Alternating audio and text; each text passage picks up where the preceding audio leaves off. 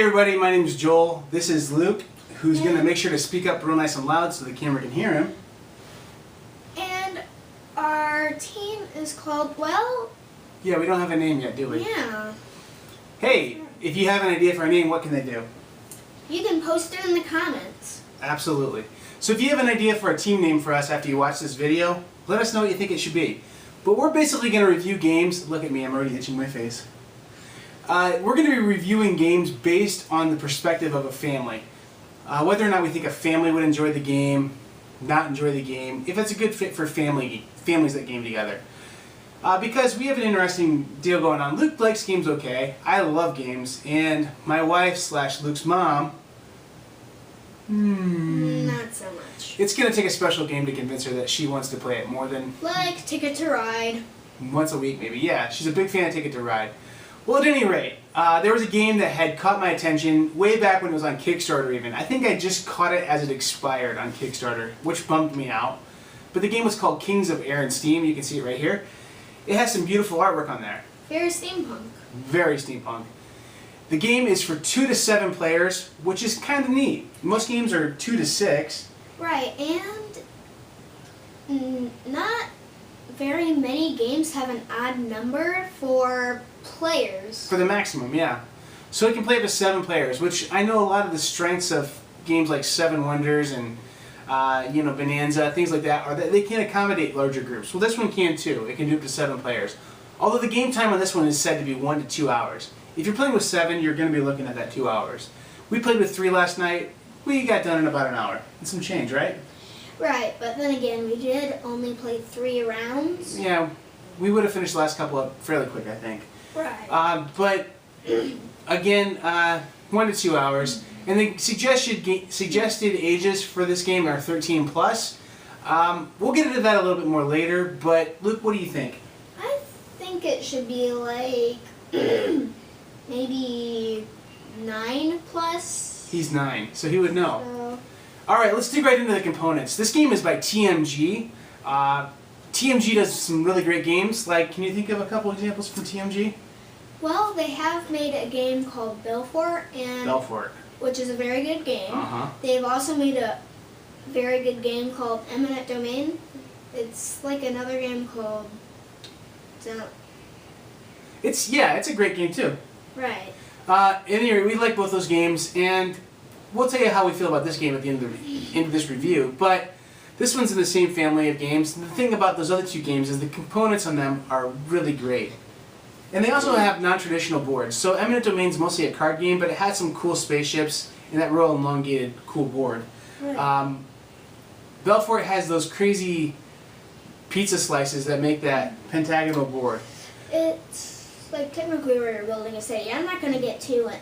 Yeah, we might review that one later. We're probably going to review that. The chances are probably Pretty 8 high. out of 10. Yeah. So, at any rate, these games have non-traditional boards. Well, this game is very similar in that respect, in that it is played on these hexagonal tiles, which, let's look at one of these real quick here. These hexagonal tiles have several different features on them. There's several hexes on the actual hexagonal tile, and then also there's these circles here. See these circles? What do those circles do, Luke? Those are factories. They produce the goods. They sure do.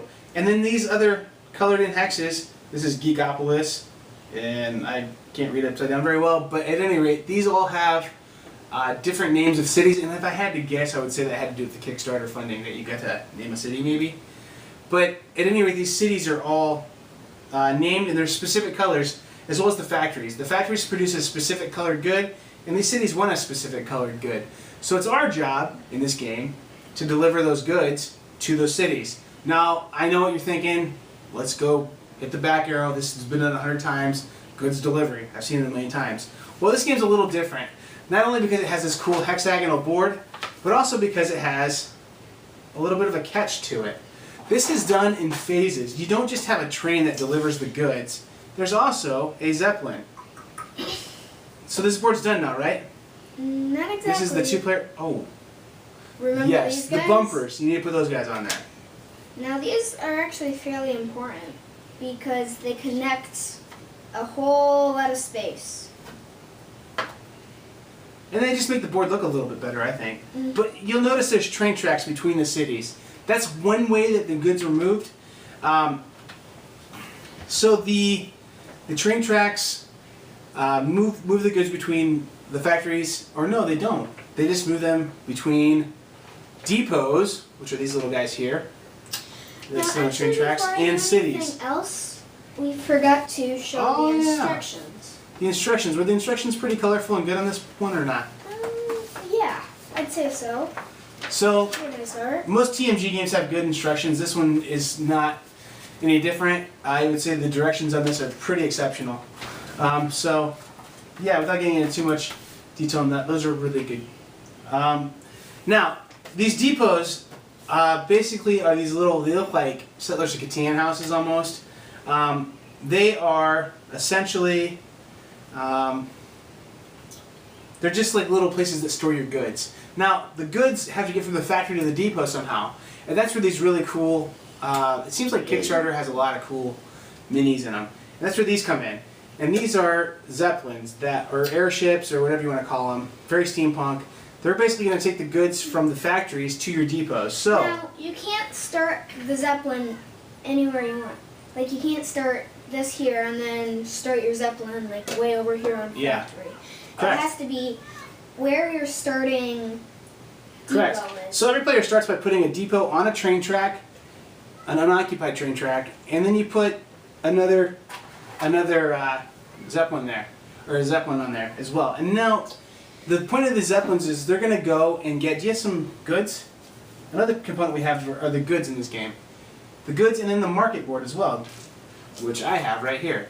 This market board basically has 3 slots in it which show us what is on the market at the time, or what production has been increased. So this board is basically going to show us the goods, and then we're also going to have a series of hex tiles that are going to be piled up here. Do you have some hex tiles for us? Yes, I actually do.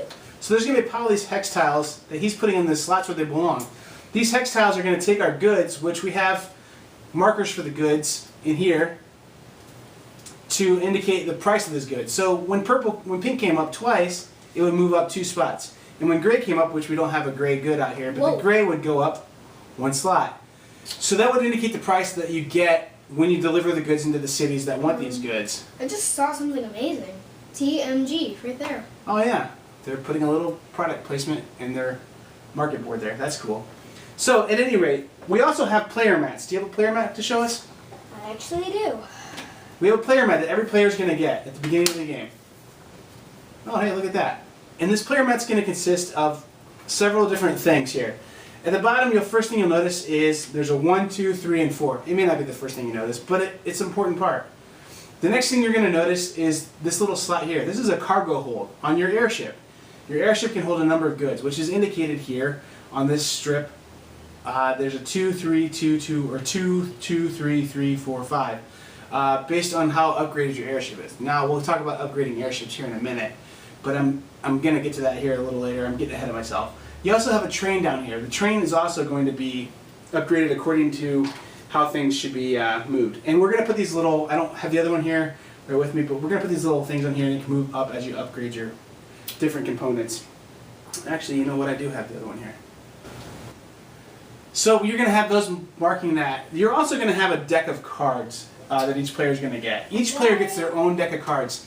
Now this deck of cards, well, they're all identical. Everyone gets a set of cards that are completely identical. And can I see one of these? Actually, no, the decks of cards aren't identical. Oh, well, the fronts are, not the backs. Actually, the fronts are different too, because I didn't have the move 7 in a straight line. Oh yeah, they are different. Well, and mine had they all have one special power card in there. I think the rest of them are identical though. Yeah. So this purple deck has a move 7 in a straight line, which is kind of cool. But at any rate, these cards are going to have different things they do. There's going to be a letter up at the top, and there's also going to be a number, followed by a diamond at the bottom. The letter at the top is going to be pretty important and is an indicator of turn order. You go in alphabetical order, and ties will be determined by a rotating start player. The 3 is the number of spaces you're allowed to move, and the diamond is the cost to move. Now, basically, these are going to be pretty critical part of the game. But we'll set those there for now. What else is involved in this game? There is the depots on. There's delivering goods. Do you have any more goods that we can show? No. Do you? Yes, I have a few here. So these goods are going to be placed into the factories, and these aren't matching the factories I've got. I know, you can put in gold if you'd like. Golden bread. That's some delicious golden bread. Toasted from the oven. Is that something we just made up? Yeah, pretty much. Okay, golden bread. That's not a factory. If you, oh shoot, that's a city. That's a mistake that can be made. So these goods will pile up in the factories over time. ADD, we lost our attention. This game, I'm sorry. We'll get back on task. Okay, at any rate, depots. We talked about those earlier. I've got a couple of those sitting here. Those aren't goods. So this is, I think, everything we use in the normal game. The normal game is done in a series of phases. The first phase you do is called the new market phase, which is where we'll normally have a pile of hex tiles here, and we'd flip the top 3 over, and then we would adjust the prices according to that. We've already done that and showed you that phase.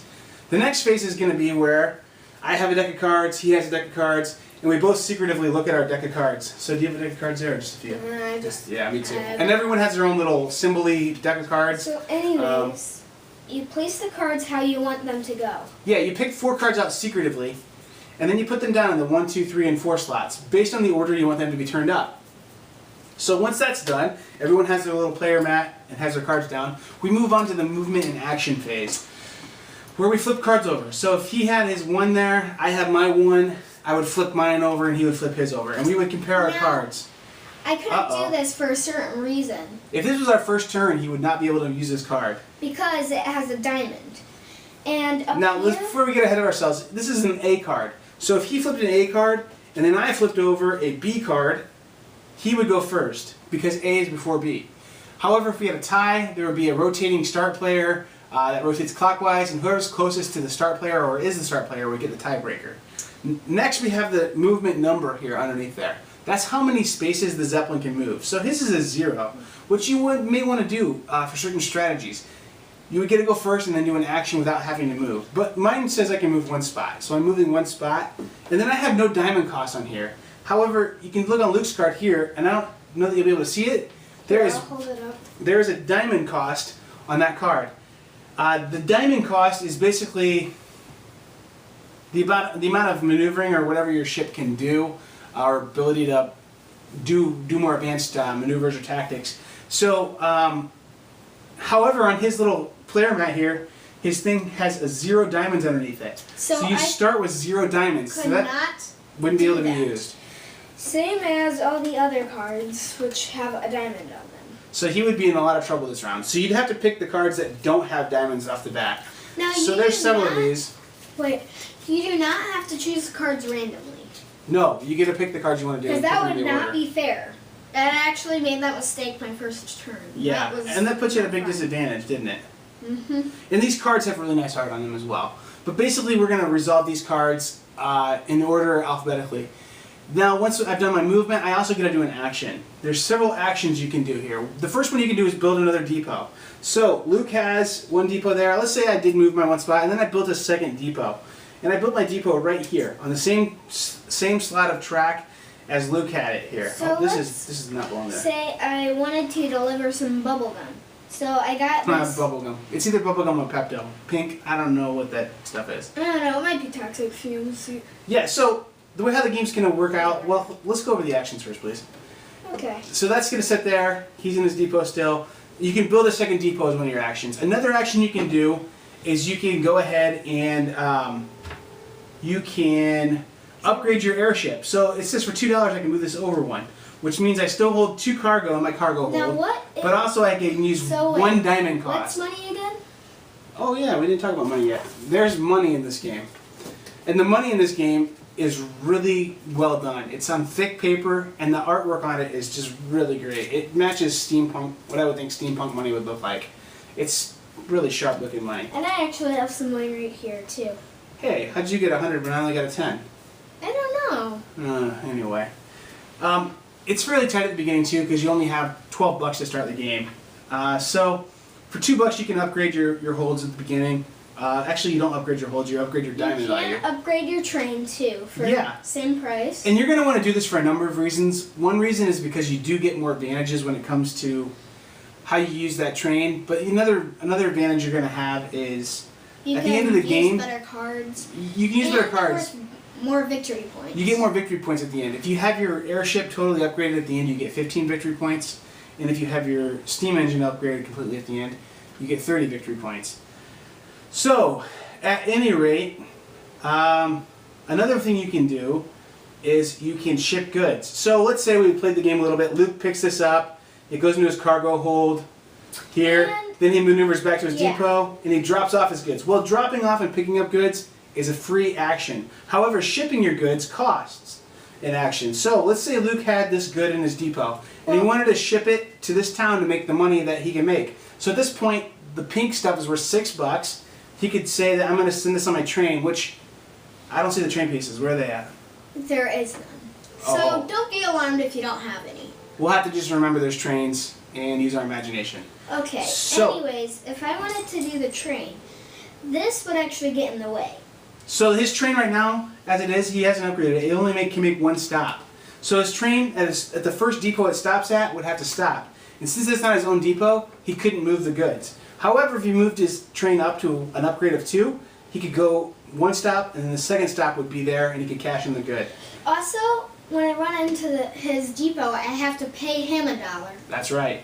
I don't have any. Also, the goods stay in the town until they fill up, and then we're also going to, at the end of the beginning of the next phase, we're going to pull these chips off, flip them over, mix them up, and once this town's totally full of goods, we're going to pull another one off randomly and stick it on top, and then that can take a few more goods. After that fills up, then we're going to flip the tile again, and then that town doesn't take any more goods. So, that's the way how we do this as far as the shipping goods goes. Now, the other thing you can do, there's 2 other options. If those don't sound good, there's a couple other ways you can still use an action.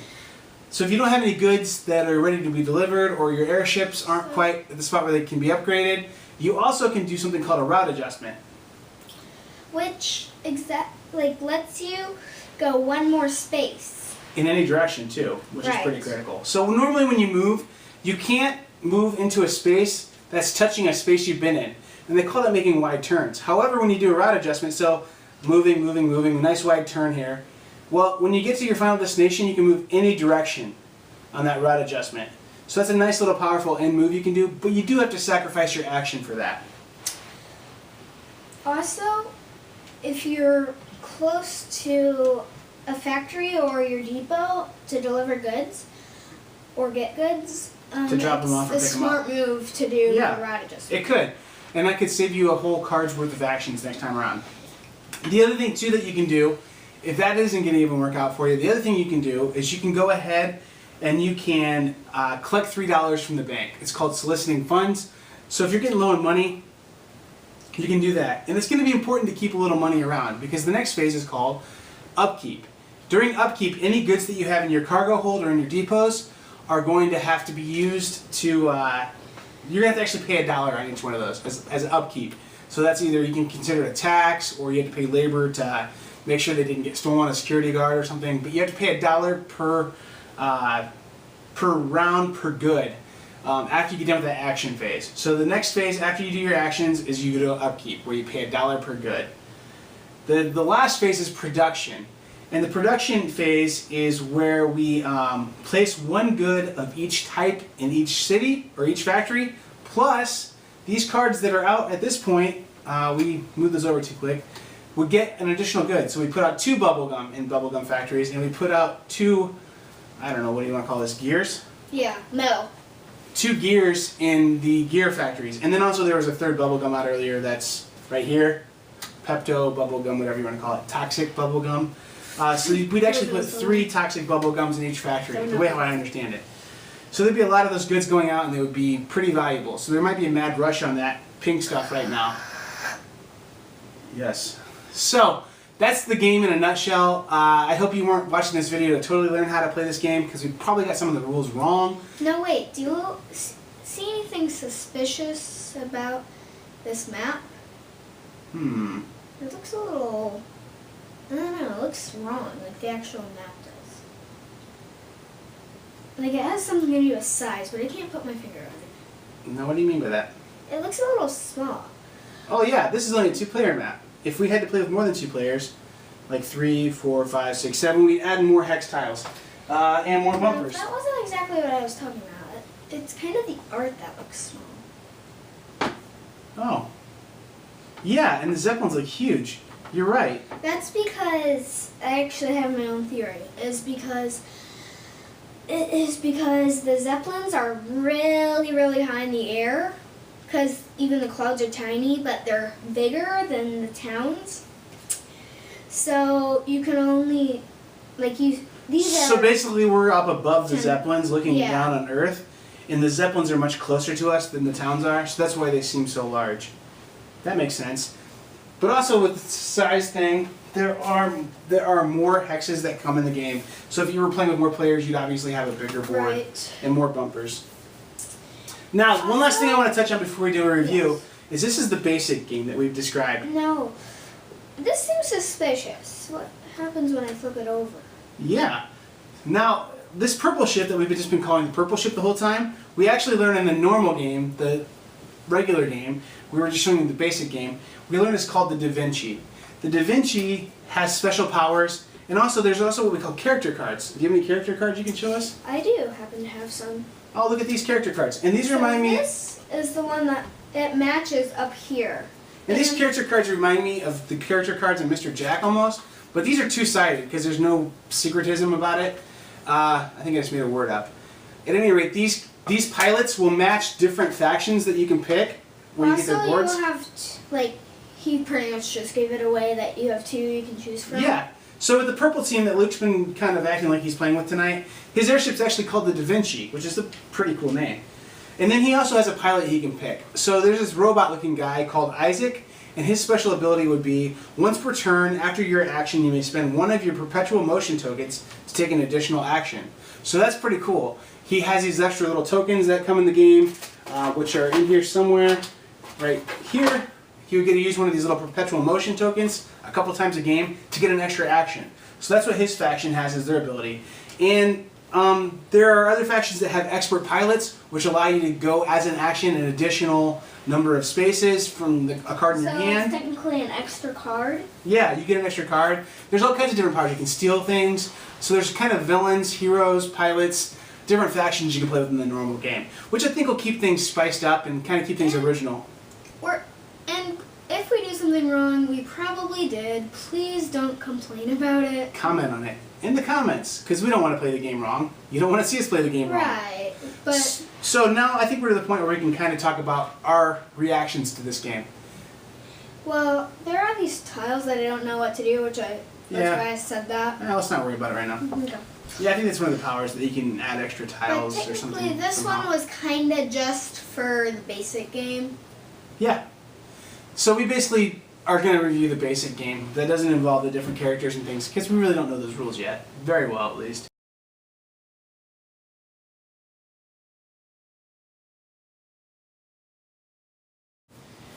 Hey everybody, welcome back. Well, you were there the whole time. Welcome back to us, I guess. Our battery did die on our camera with a couple minutes left, and we didn't know it because we don't have any kind of indicator on the front of our bloggy, which is what we use right now for this.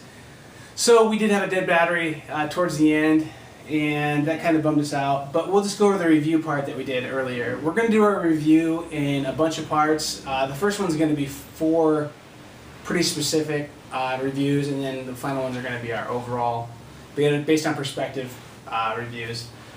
So I'm going to start off with the first thing I'm going to do is just a fun factor. And what do you think of the fun factor? Fun factor will probably be a 7. Actually, probably an 8. 8 on the fun factor. I'm going to give it a 7.5 on the fun factor myself. It's a real fun game. It's not just like a pure party game, whatever, but it's got a lot of fun, and it's not you're not bogged down in heavy concentration too much. Next thing we're going to look at is where I think the strength of this game lies. The artwork, the theme, the mechanic, how those all work together. And I'm going to go ahead and say I give it a 10. I think the theme, the artwork, and the mechanic that goes along with it are all perfectly balanced together. The artwork is kind of whimsy, but this cool steampunk thing. The mechanic works with the steampunk idea. The idea that you're using zeppelins to deliver pocket watches to towns in the Industrial Revolution. And then there's these cool robot pilots that are steampunk powered that are characters. It's zany fun with kind of a medium weight art on it. I mean, the art's not too intense, but it's cool. It looks good. What do you think? I'll say I have to give it a 10 too. Yeah? Yeah. For art and everything? Yeah, it's just really good theme, really good art. Yeah. Okay. So 10. So he gets a 10 on art as well. Next thing we're going to do is we're going to talk about our weight recommendation for it. And we're not going to do a 1 to 10 on this one. We're just going to say how heavy the gameplay is. Very heavy games are going to require heavy concentration at all times. And you'll have a feeling of accomplishment at the end, but you may not be having just zany fun the whole time. Whereas a very light game is going to be pretty thoughtless, a lot of luck, and just kind of shoot from the hip, which is good from time to time. But this game is a medium, I would say. There's some thought put into it, there's some planning put into it, but at the same time, there's a little bit of luck in there. There's some fun in there too. I mean, it's not just a real weighty game, but it's not light either. It's not like you're spinning a spinner to see how many spots are going or something. So I put it in the medium, maybe medium.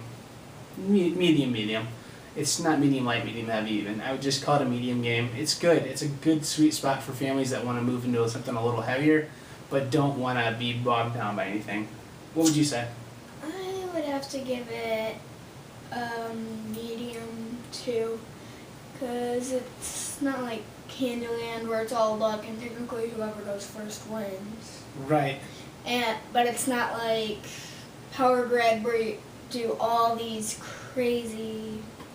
I'm super proud of my kid because he just said Power Grid's a good game and he totally bashed Candyland. So I must be doing something right. At any rate. Okay, next thing is we're going to do our age recommendation on it. Did we already do that? No. Age recommendation. I'm going to say we talked about 9 earlier as our age recommendation. I'm going to stick with that. I'm going to say a 9-year-old can play this game. A 9-year-old who's on grade level, looking at going into 3rd or 4th grade, could pick this game up. There's quite a bit going on at once, but it happens over and over again. And if they're able to read and use their player aids, the little mat in front of them, they'll be fine, I think. What do you think? I agree. Yeah. 9. This is something you'd want people probably to play, your basic gateway games like Ticket to Ride and maybe Catan before playing, but it's not unreasonable. And the directions are really good. It describes how to play the game pretty easily. Very teachable game. Okay, now the last thing we're going to do is give our overall impressions of the game. Now I'm going to do this in 2 pieces. I'm going to give a family score and then my personal opinion on it, and Luke's going to do the same. So why don't you go first? What do you think for family score? I would have to give it an 8.5 because it's not too heavy, not too light, and it's just a good game overall. Yeah. And for me on the family rating, I'm going to give it an 8 because I think it is a little repetitive, but it's not a super long game. I mean, I can see where it'd be a little AP prone. Analysis paralysis is what AP means for people who aren't really in the gaming world in this. Where people could, really spend a lot of time planning their moves out, but I don't think it's going to be too prone to that. So it'll be a fairly short game, but there is a lot of repetition to it. So if you had some people with attention problems, which I tend to have, but didn't have a problem with this one, you might run into some problems there with all the repetitive things on it. Now, your personal opinion on it, what do you think? I think it's a fairly good game, very creative. I like the steampunk theme because there aren't many steampunk games out there. I think we said that earlier. Yeah, there aren't a lot of steampunk games out, and this one's probably the best artwork on a steampunk game. Not like a post-apocalyptic, like desolate world type thing, but just a fun steampunk game. This is about as good as it gets, and is at least as mainstream as I've seen it. Where fairly big companies, putting out a widely distributed game that's steampunk themed. So I think it's pretty cool. So what's your personal rating number on it? 9, probably. 9. I'm gonna go ahead and say, man, I want to give it that 9, but there's other games I do like better than it. I'm gonna go ahead and say an 8.5 with the potential to bump up to a 9 with a couple more plays. I did like the game a lot, and it's really fun. But again, that repetitive over and over again, it could get old pretty quick. So I'd be interested to see how it holds up with a few plays. So at any rate, this has been us talking about Kings of Air and Steam and our thoughts on it, as well as kind of an overview of how the mechanic works a little bit. I'm sure we made mistakes on the rules. I'm sure that we blundered something, but even vets like Rodney do that sometimes. So I'm in good company on that. And if I did make a mistake on the rules, please just give us a comment and say, hey, wait a minute, you don't do that. So anything else? Not really. Did you want to sing the Golden Bread song again? Golden bread. Delicious golden bread. Oh. Golden bread. Yeah, we need a beat. Hooray. All right. Anyway, thanks for watching our review. We'll talk to you later, and we hope to do more of these. Bye. Golden bread. Golden bread. Yeah. So, good job overall.